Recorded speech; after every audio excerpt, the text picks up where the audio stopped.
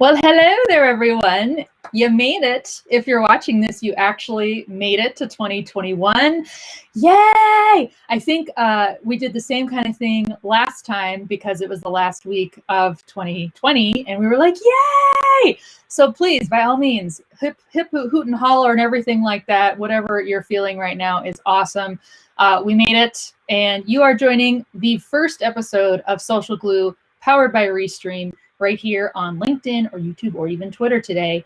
But the first one of 2021, congratulations! You made it, I made it. This is great. We're gonna ride this high for as long as we can, all right? Let's just do that because my gosh, the roller coaster of last year. I mean, this should be the part where we're kind of looking for our pictures up on the screen, you know, once you get to the little booth where they took you a picture and they say, yeah, for 20 bucks, you can have this moment. And then you look at yourself, you're like, oh my God, I'm walking away from that right now. Yes, just walk away from it. Walk away from the $20 picture that you don't really need because you know how you look when you're really freaked out. You know, let's go enjoy the rest of the amusement park that is this life 2021. The analogies just kind of pour forth. What can I say? But seriously, welcome to the show. I want to remind everyone off the top that today's show is powered by Restream. Restream is one of those fabulous tools that lets you live broadcast to tons of social networks. I'm actually broadcasting to 3 right now. They have over 30 channels you can broadcast to. That includes like Twitch, Facebook, obviously, YouTube, LinkedIn, Twitter, which will kind of be through Periscope. We already covered that in a news item. But tons of others that I have never heard of before. But hey, they're global, so they matter. So awesome tool. So just a reminder that today is brought to you by Restream, awesome tool. And it's going to be the thing that lets us do all the things we're doing today. First things first, if you're watching this live or the replay, thanks for being here. I want to hear from you now that 2020 is in the dust. What are you looking forward to this year? What are your goals? And literally, it can be anything. Maybe your goal is to say, hey, I just want to get dressed every day. I think that's a reasonable goal. I really do. Maybe you want to say, I want to have brushed my teeth by, I don't know, 10 a.m. in the morning, or maybe 1 p.m. You know, whatever goes for you. Or maybe you've got, you know, those traditional nutritional weight loss goals, things like that, exercise. Those are fabulous. I'm actually in a nutrition one right now that I'm trying to get rebooted. So totally can relate. Maybe your goals are about business or your career or relationships. Seriously, it runs the whole gamut. Share in the comments what your goals are. Would love to hear just what's ahead for you, because I bet you will find somebody who's on the same page and wants to join you in that goal. So, hey, we're all about networking and camaraderie here, particularly today for today's social shout out guest, which will come up in a little bit. But next up, our first segment is on Social Glue news. So I want to go ahead and share my screen because we've got a couple items to cover today. Some that are probably a little bit prevalent for some of you, particularly when you work in marketing. So this first one is Meet Me in the Clubhouse. So some of you who may be working in marketing or social or any of those, undoubtedly you've seen in your feeds lately, just like I have, posts of people who are in this new social app called Clubhouse, or as I like to call it, Lunchroom. I'll get to why in a moment.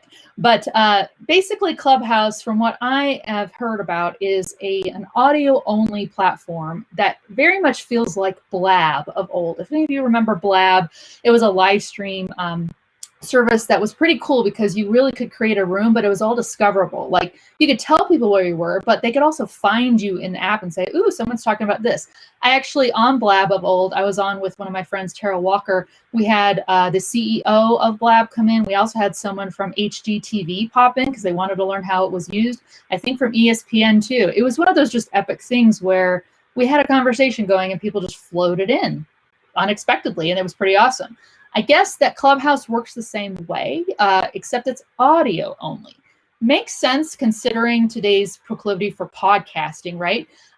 People tend to be all about the ears lately, not so much about focusing on what you can see. I know I love that kind of stuff. So that's what's going on. Now, the rollout is why I'm calling it Lunchroom. The rollout thus far has been that it's only for iPhone users. I'm going to hold up my little Android that I love, but I don't have an iPhone. Hence, I am not able to actually give you a real life example or experience of what this app is like. I'm getting all of this from hearsay. As you can see on the screen, my own social feeds is how I know or can guess how this app works. It's only for iPhone users by special invitation, and then those users are allotted a certain amount, a limited amount of invitations they can then give to other users. So that's how it's been rolling out.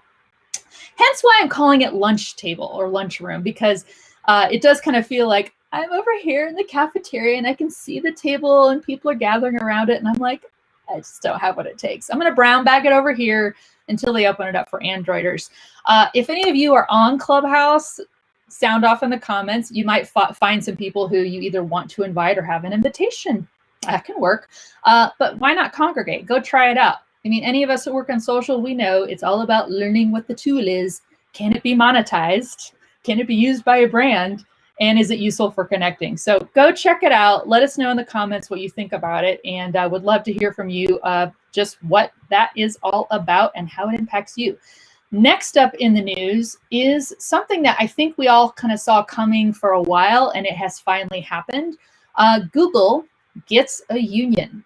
So Google employees have unionized after years of a lot of pretty public and out there contentious conflicts that the employees have had with the company's choices. I think a lot of them very legitimate. They have over 200 employees now in the United States and Canada who have formed a union called the Alphabet Workers Union.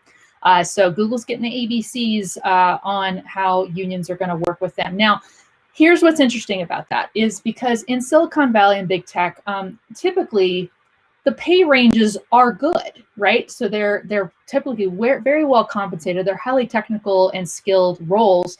So the pay and wages are not typically something people might need to feel like they need to unionize about for collective bargaining, right? So it hasn't been historically a very popular idea to unionize. However, it is a first step. And what's interesting about this union is it's somewhat different than a traditional labor union. It's a minority union. They will not be able to, at this time, collectively bargain for things like wages and other issues like that. But the goal is that they took that first step.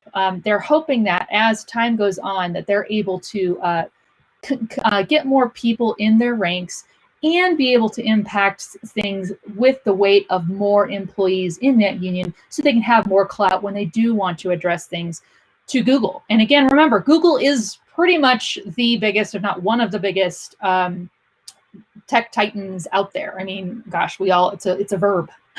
So we all know Google. And so trying to get them to change their direction in anything obviously takes a whole lot of push. And so it really legitimately is their first step in trying to get that done. So it's again called the Alphabet Workers Union. So go check it out on there, and interesting news there going on with some of these tech companies and what they're planning to do. So with that, that is our Social Glue news segment. So if you have anything you'd like us to make sure that we're covering in Social Glue news, please put it in the comments. You can also visit us on really.social/socialglue to let us know what you'd like to hear about and make sure that we cover right on here. So thank you for all of that. And now I'm very excited to go to the next segment. Now, every week, we like to point out and bring to the forefront someone who works in social media. Now, I have, and if you've worked in social media, you've been this way too.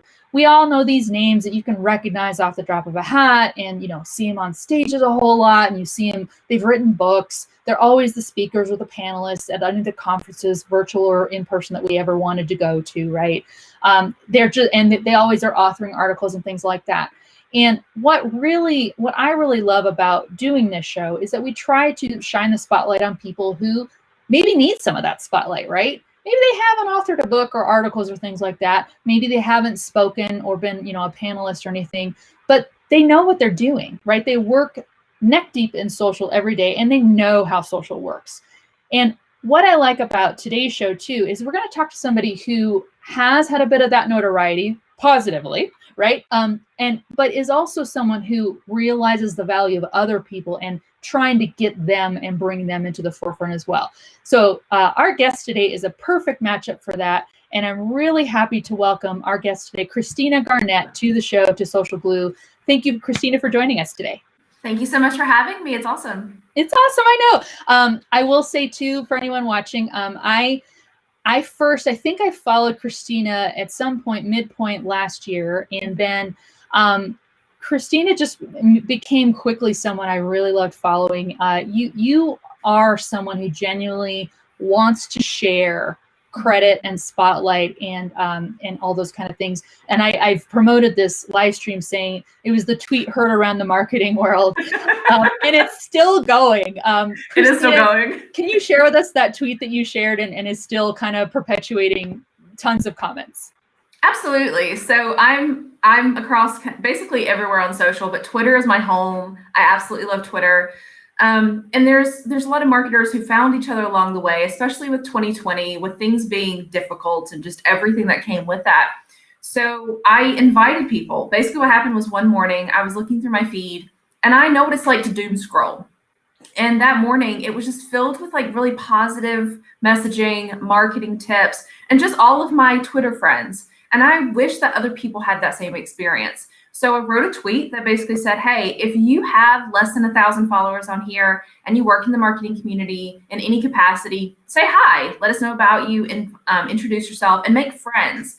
And not thinking really anything of it, just thinking like maybe a few people would jump in, and it kind of went the V word, which we marketers hate. So it has around 1.2 million impressions right now. We're continuing to see people add. We're having branch off communications of it too. Other people that work in community building are starting to build off of that too, and really kind of celebrate community, especially in a positive way. And so what you're seeing is more and more people like latching on and clinging on to what marketing Twitter is. So everyone's making people feel welcome and they're asking questions. And instead of us having like what you were talking about before, those like core voices that are saying everything and everyone's just kind of listening and like it is being not really being a participant. Yeah. This invitation made people who normally don't feel welcome, because as marketers, whether we like it or not, like our follower count and those metrics, like we self-identify. Like, who am I? It doesn't matter what work I do or who I work for. Is someone going to be like, she has only 900 and some followers, she's a nobody? Or someone only has like 200 followers. Like, what talent or knowledge do they have? And I think that that's really wrong, because follower count is not indicative of what you have to bring to the table. But those people, there's that barrier. And especially with marketers, because we truly love what we do. Like, trust us, there's easier jobs. Like, there just are. Like, but we love what we do. We're passionate about it. We're constantly reading, like, what your stuff with the news. Like, you have to stay up to speed. You have to know what's changing. It changes daily sometimes. You have imposter syndrome really easily, like we all do, like no matter what level you're at. So by being able to say, like, I see you, I know you don't have a lot of followers, but you're just as welcome as these people that have like 50,000 that are verified, that have that little blue check. Like, you have just as much that you can share and help others. And so we just saw this, like, we saw this swell because it was inclusive. And Julian with Adweek did one earlier in the year about if you run a brand account, like introduce yourself and say like what other brand account you'd like to talk to. Yeah. And that was really like what I consider like the OG to really kind of start birthing that movement. And then with mine, it was just like the final piece of like, no, we're all welcome. Let's go. And so it's been like a really positive party of just amplifying each other on Twitter. And it changed Twitter a lot for a lot of people. Their feed healed itself. Oh, so totally. And again, I can totally speak to that because I was just doom scrolling forever. And I'm into politics and current events, and will I say more? Yeah. And so it was so refreshing to be like, oh my God, I could talk to people about like what I actually do and focus on other stuff. And it's not all just about marketing too. You are learning about who these people are, which is fabulous. So seriously, if you haven't followed Christina yet, please go follow her. She's that Christina G on Twitter. Go get involved in that thread. And Christina, so now I want to get to kind of your origin story. How did you get involved in social and marketing? What catalyzed you into this whole crazy industry? Yeah, I have a very weird background. I don't have a marketing degree. I was an English major in college, graduated, was offered a math position, and actually wound up teaching math for 5 years. So I have that creative, like writing style from the English. And then I have that analytical side, problem solving side with the math. And then basically worked all these jobs trying to find out like what I wanted to be when I grew up. and started working for an art museum.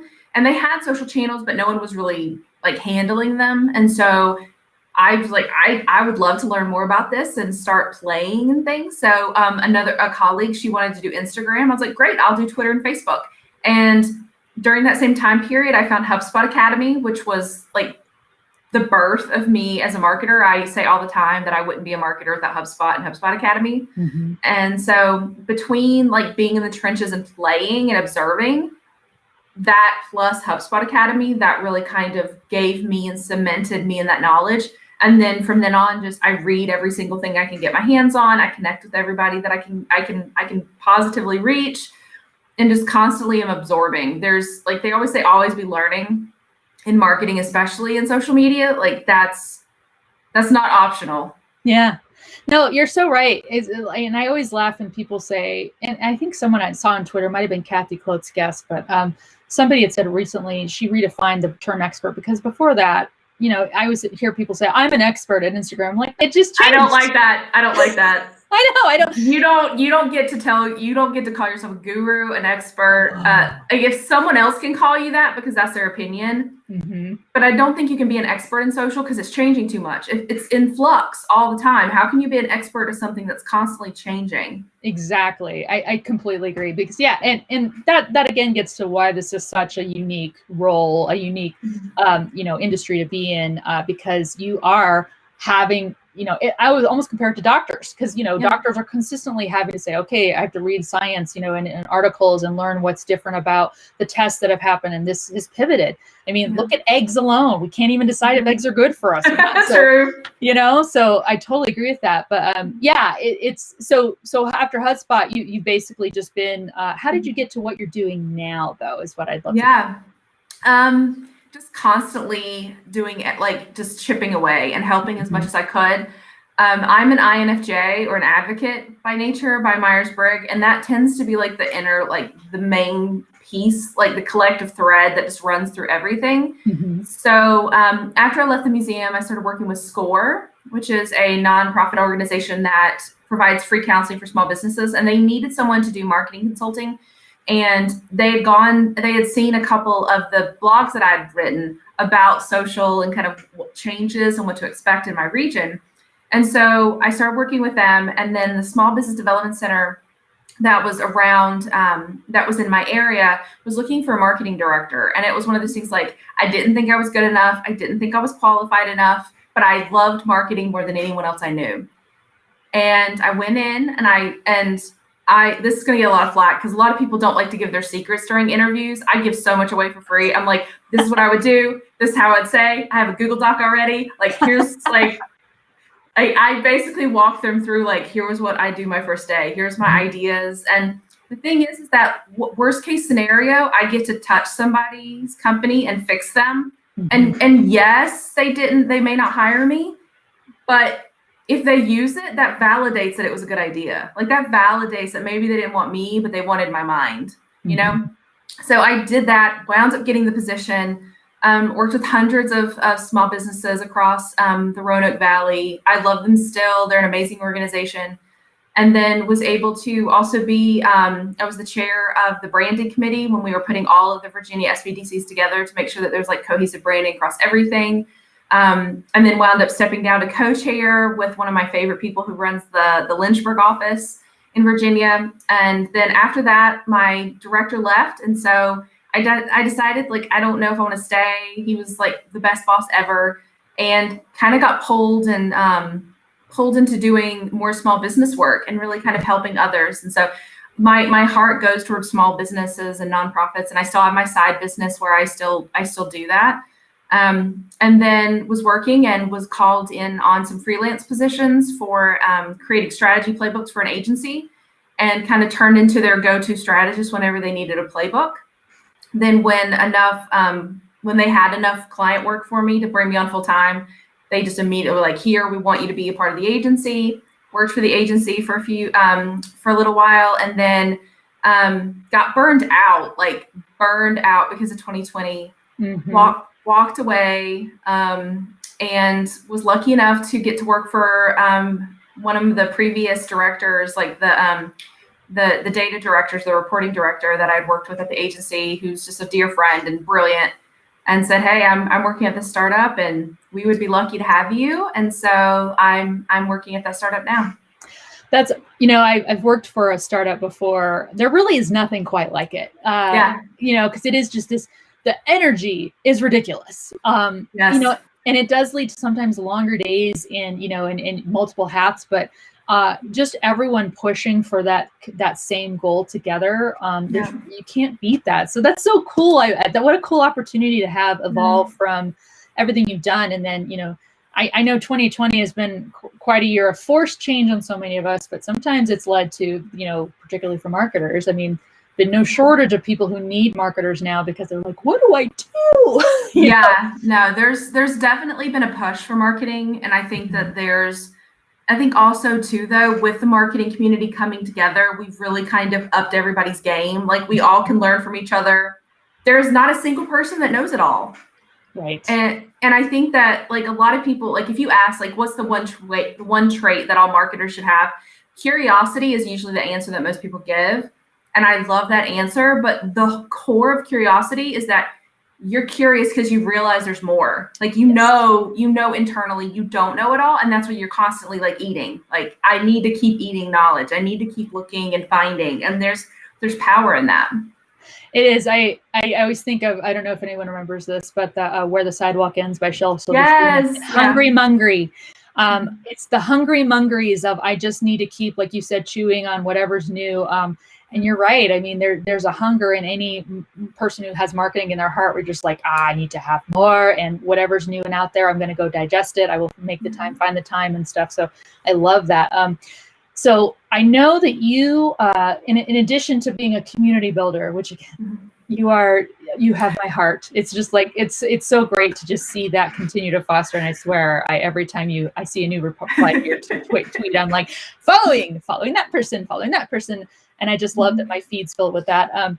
But let's talk a little bit about social listening, which actually ties into not only what you currently do, but it is also our question for the week. So I'm going to share my screen and we'll get this up here. So our question for the week on Social Glue here today, very, again, appropriate for our guest, and even our haiku, if you stick around and listen to that at the end. It's all in the same theme. So any business owner might ask, or even someone who might be new to saying, ooh, I need to listen on social instead of just, push out posts all the time and set it and forget it. What exactly am I listening for on social? What's your response to that? And again, take the time to answer it if you want, because I know there could be many facets to this answer, but what am I listening for? Yeah, the baseline answer, the ones that most people get right, is they'll look for their name. They'll look for, like, their handle. They'll look for, like, the name without the hashtag, and they'll look for if there's, like, a branded hashtag or a campaign hashtag. They'll look for those. Those usually, like, those are the usual suspects that you see. The people who do social listening really well, though, they go deeper. They go a lot more granular. So what I would do is I would create a Google Doc, and I would create a keyword list of every single possible word that your audience could be using to specifically talk about you, your product, your services, what you do, whatever, your industry. And then start looking natively to see if you're right. Because that's another problem with social listening, is that we as marketers can get, like, lulled into this idea that our audience thinks like us, that they speak like us. No, they don't. You have to look. So what I would do is I would go in, I'd create a Google Doc, and like I said, start with, like, your brand, your hashtags, your handle, whatever, and then keywords that are associated with what you do, your industry, whatever. Then go in natively. I'm very much like native first, and then we can make things faster and more efficient. You got to fix the basics first. Go in natively and see what kind of conversations are already being had with those keywords, and see if maybe they're using other words or other phrases that you weren't, like, aware of or you didn't realize. Shoes are a really great example of this. If you, so, like, there's that sneaker app. Imagine if you're a shoe retailer and you're just looking for shoes or sneakers and you didn't even think to use that, like, shortened sneaker that they use for the app, for that tool. Then think about all the conversations that you could be gleaning and getting all this market research from that you're literally not seeing because you didn't even think about it. Wow. So make that list, look and see what conversations are being had, look at the sentiment. Is it overly positive, neutral, negative? And also decide like what kind of, are there patterns? I'm a deconstructionist at heart, so I just start breaking and looking for patterns and seeing like, why would you use this word over that word? But see, like, do they use a specific keyword when they're angry versus when they're happy? Like, look at all the positive sentiment that you're getting and the negative sentiment, and like, are you seeing any patterns, or is there a correlation between that sentiment and the keyword choices that they're using? And what that really does is it gets you into the psychology of the audience and how they're choosing to communicate about you or about your brand. But the things I love is when brands are looking for things that they weren't named in, but it's appropriate for them. Mm-hmm. So if someone's like, oh, I just wish that someone would help me with a CRM, and you have a brand that like rolls up and be like, I'd love to help you. I didn't tag you, I didn't mention you, but you came to my rescue. Social listening is like a bat signal. Mm-hmm. You just have to make sure that you're not only paying attention when it's specifically at you, because a lot of the gold, a lot of the really good information is the stuff that they're not going to tag you in. Oh yeah. Well, and for sure, because, and you got to think too, again, we know how tagging works. Mm-hmm. So many people out there who are casual users of social have no clue how to tag. Yeah. And they just want to get on and vent or praise. Mm-hmm. And sometimes they don't realize, well, it'd be better if you praised us on our page, or it'd be better if you tagged us in your praise or your complaint or your issue. They don't know to do that. So you're so right that just keeping that radar out for when you're not tagged is really, and like you said, insights can't gain from that. You might be like, oh my God, I had no idea people were saying this about what we do. Yeah. And the thing too, though, is that a lot of those companies, their handles are hard to remember, or they're too long, or they're nonsensical. Yeah. Like if you have like a simple name, then I expect your handle to be that simple name. And if I search that with an @ and it doesn't come up, then my gut isn't going to think, oh, they don't know how to spell their brand name. My gut's going to be like, oh, I guess they're not on Twitter. I guess they're not on Instagram. That's right. The gut instinct is they probably don't have an account here, so I don't need to tag them. That's right. And then that information is left in the void, and you didn't see it if you were only looking for mentions. That's right. No, you're spot on. So yeah, these are such fabulous insights. I hope anyone who's watching this live or in the replay, and as I said, it's on YouTube, or have it on LinkedIn, on Twitter, hugely valuable insights for any brand, personal or professional or company, whatever. Be doing that social listening. At the very least, set up a Google alert for yourself, for your name. Oh my gosh, just get that done. And Talkwalker Alerts does the same thing for a lot of the social channels. So Talkwalker Alerts is free. Highly recommend. Awesome. See, you guys, getting these nuggets dropped out of here. This is why it's important to talk to the social pros. They are giving away this stuff, but also can give you things that are useful at a premium too. But this is all so worthwhile. Christina, I know we have to bid you farewell, but I can't say enough how much I appreciate you being on the show today. I am going to pop up your handle. So we just talked about tagging and handles.